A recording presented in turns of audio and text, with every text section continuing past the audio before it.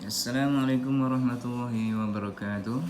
Berjumpa semula untuk mata pelajaran sains tahun 3 bersama Cikgu Nasruddin.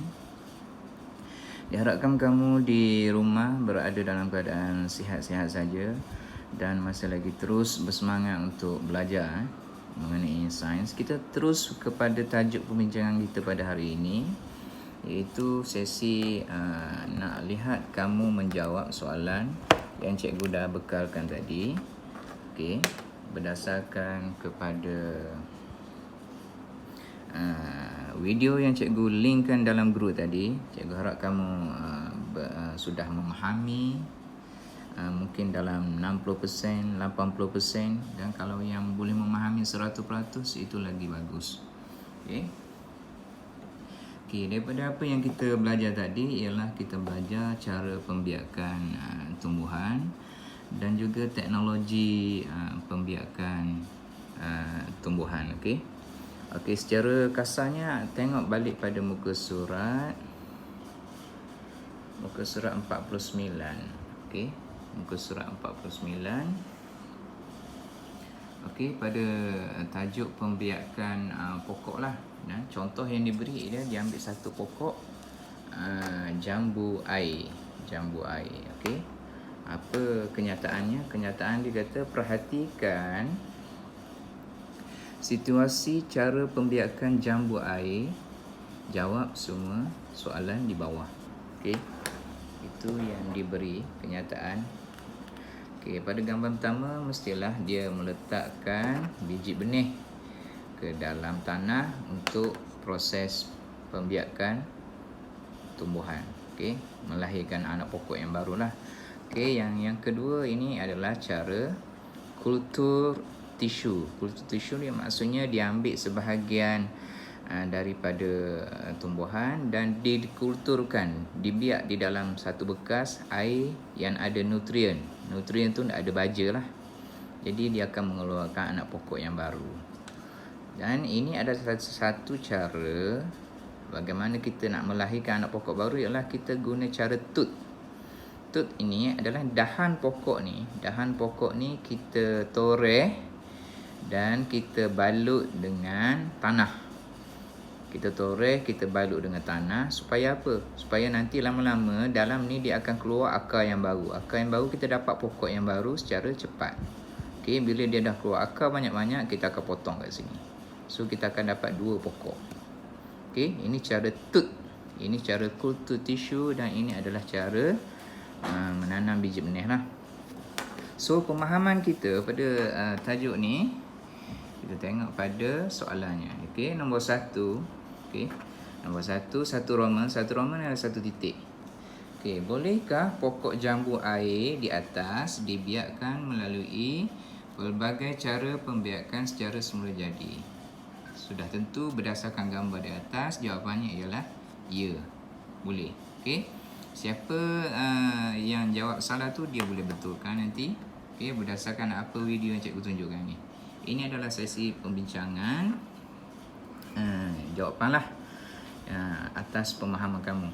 Okey, yang kedua, 2 Roman nyatakan cara pembiakan tersebut. Okey, kamu pilih salah satu cara.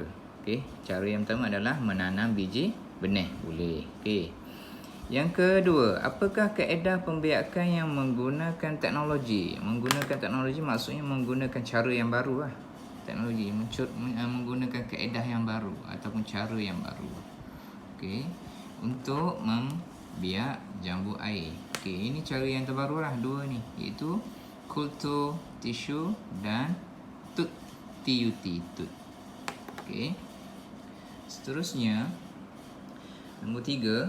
Okey, pada pendapat kamu, mengapakah sesuatu tumbuhan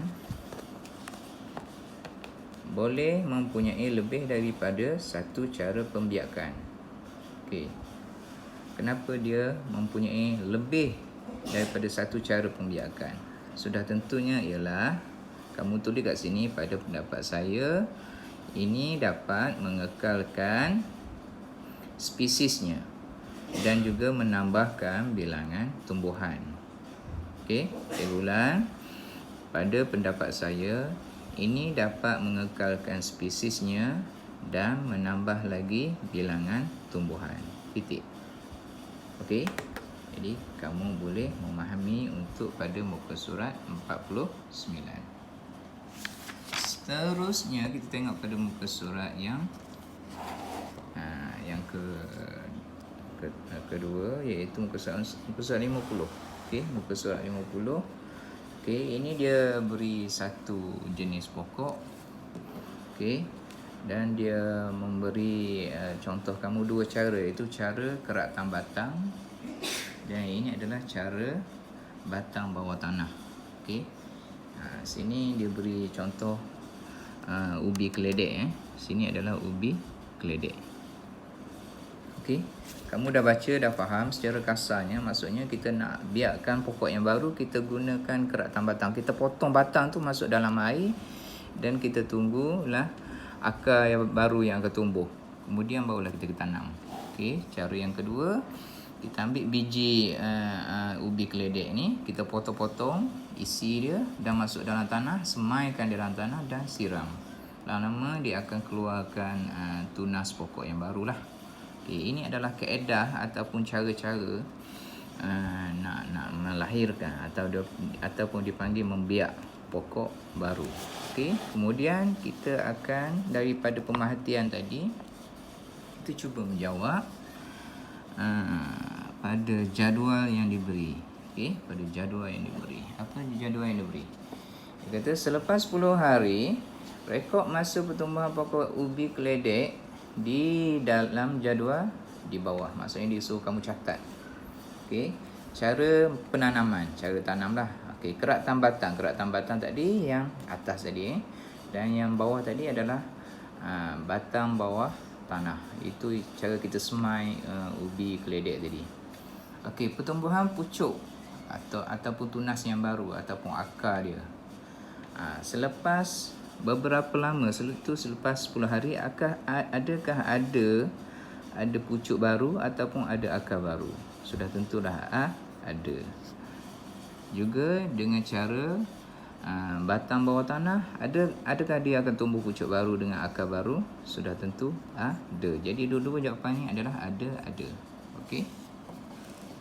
Seterusnya pada soalan nombor 1, nyatakan satu cara pembiakan pokok ubi keledek. Apa yang kamu tahu adalah caranya ialah keraktan batang. Boleh. Okey. Tulis saja keraktan batang. Nombor 2. Adakah pokok ubi keledek juga boleh membiak dengan cara lain selain daripada di atas? Mengapa? Boleh. Mengapa? Kamu jawab sini boleh, untuk menambahkan bilangan pokok. Titik. Okey. Boleh, untuk menambahkan bilangan pokok. Titik. Okey, nombor 3. Berdasarkan keputusan penyiasatan, tandakan betul bagi jawapan kamu. Ubi keledek boleh membiak melalui dua cara pembiakan. Betul atau tidak? Betul lah. Okey, ubi keledek tidak boleh membiak melalui dua cara pembiakan. Tinggalkan saja, salah. Okey. Dan nombor 4, berikan contoh tumbuh-tumbuhan lain yang boleh membiak lebih daripada satu pembiakan. Banyak lagi yang kamu tahu seperti di dalam buku teks tadi, iaitu kangkung. Kangkung pun boleh membiak dengan dua cara, iaitu keraktan batang dan juga pembiakan di bawah tanah. Okey. Akar bawah tanah. Okey. Seterusnya pada muka surat 52. Okey, tengok pada muka surat 52. Okey, itu teknologi pertanian. Teknologi pertanian itu teknologi dalam pembiakan tumbuhan. Dia kata nyatakan cara pembiakan semula jadi dan teknologi pembiakan yang boleh digunakan bagi tumbuh-tumbuhan di bawah. Okey, yang diberi contoh ialah pokok pisang. Pokok pisang cara pembiakan semula jadi. Apa dia? Mestilah akan keluar anak pokok. Cara pembiakan semula jadi, jadi jawapannya adalah anak pokok. Tulis saja anak pokok. Okey, yang menggunakan teknologi menggunakan cara baru yang lebih moden. Okey, teknologi pembiakan yang boleh digunakan. Apa dia? Kita boleh gunakan kultur tisu. Kita ambil tisu sebahagian daripada pokok tu dan kita semai dalam nutrien.